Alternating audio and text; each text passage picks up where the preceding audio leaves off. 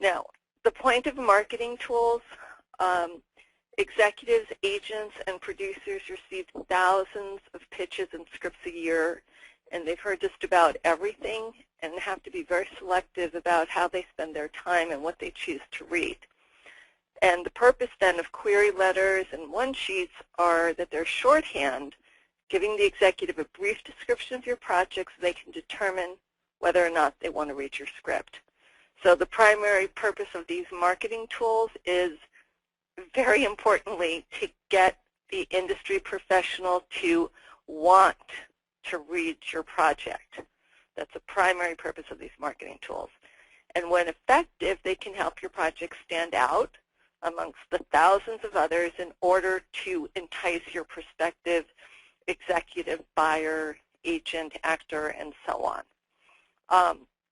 Now, I do want to preface that the most important selling tool you can have is actually a really outstanding, well-written script. Loglines, treatments, query letters, synopses, and picture books, which are other selling tools, can definitely be effective in helping you make noise above the din.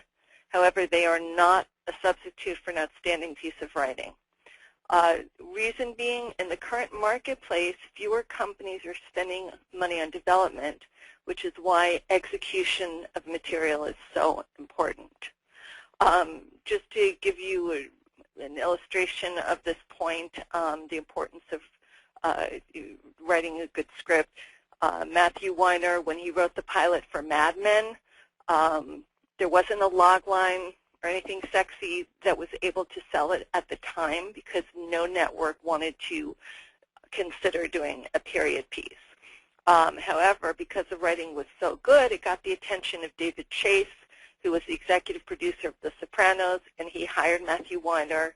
And 6 years later, a new executive at AMC, who actually came from FX, remembered this outstanding piece of writing that Matthew wrote and put it into development, and the rest is history. So that's just a reason on the illustration of the importance of having good material. So conversely, you can have a great log line and a great concept, but if your screenplay is not well executed, chances are the executive will pass. So let's assume now you have a great script, book, play, or an original concept. You still need to leverage what you have to stand out from the thousands of other writers and producers who are pitching their projects. As we said, you need to get your project read. So the following are tools of the trade to achieve that end. Now, the first level of entry to get your material seen is to communicate a strong log line. Now, what is a strong log line? What is a log line? A log line is the articulation of your concept in 1 or 2 sentences, and we all know that's easier said than done. And when do we use them? We use them I use them personally when I'm calling an executive at a studio or a production company or an agent over the phone, and I want to pitch the concept to see if it might be of interest. And if so, then this sounds like it's of interest, great, I'll send the script. You use a log line when you're at a pitch fest. It's generally the first part of your pitch. When you're in a pitch meeting with an executive or agent, chances are you've used your log line to get in the room to begin with.